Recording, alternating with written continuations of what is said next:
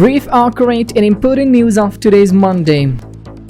Honorable Mullah Abdul Ghani Brother Akhund, the Deputy Prime Minister for Economic Affairs, in a gathering with the Minister of Commerce of Turkey, Mr. Bolat, talked about the growth of business relations with Turkey, investment in industrial parks, development of medium and small businesses. The two countries had comprehensive discussion on the opening of the Air Al, the establishment of joint exhibition, and some other important topics were discussed.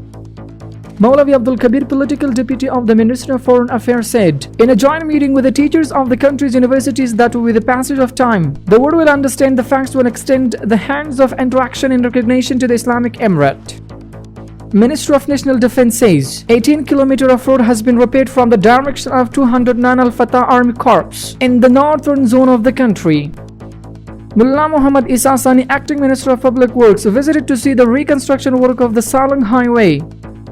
Kabul municipality says on the occasion of the second anniversary of the victory of Islamic Emirate of Afghanistan, the painting of the road signs from the first square of the Hamachaba Mina to the square of Marmaret in the 12th district started by Kabul municipality with the cooperation of the residents of that area.